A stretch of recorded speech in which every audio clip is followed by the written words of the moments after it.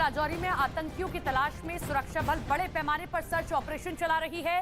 बताया ये जा रहा है कि 3 संदिग्ध एक बाइक पर सवार थे और जब उन तीनों को पुलिस पोस्ट पर रोका गया तो वो नहीं रुके और वो वहां से भाग निकले।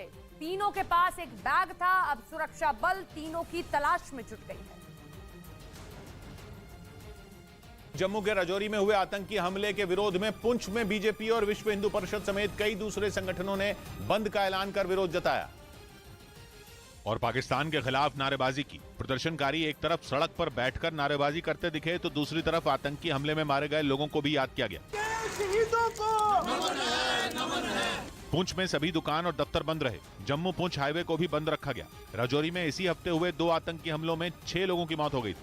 दावा किया गया कि चीन में पिछले 20 दिन में 25 करोड़ लोग कोरोना। ये अपनी जमीन पर नर्सरी बना के सिर्फ झाड़ बेचकर साल में 2 करोड़ कमाते हैं। उनके सीक्रेट्स को सीखना चाहते हैं तो फ्रीडम ऐप को अभी डाउनलोड करें। की चपेट में आए।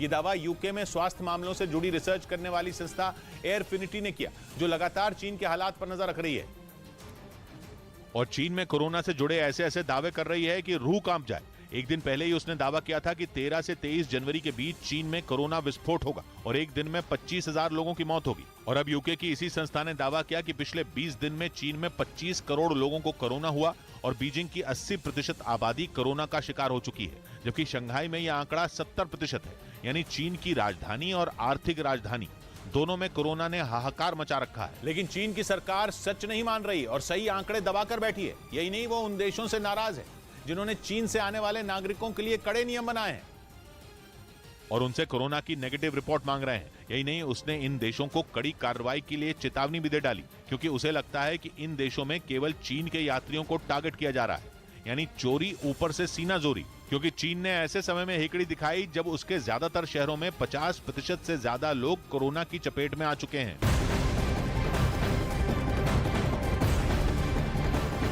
बांदा में सड़क हादसे में महिला की मौत के बाद हंगामा बढ़ गया है। महिला बांदा में ही कृषि विश्वविद्यालय में क्लर्क के पद पर तैनात थी।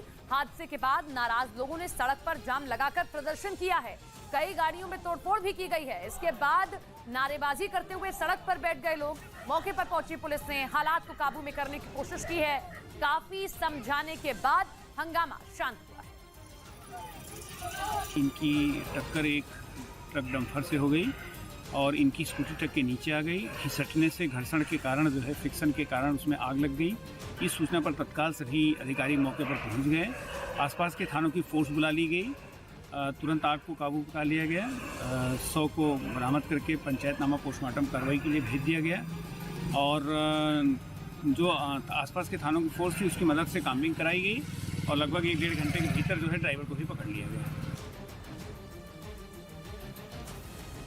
खबर पंजाब से, जहां एक बार फिर गैंग वॉर में हत्या का मामला सामने आया है, जहां लुधियाना में एक आदमी को गोली मार दी।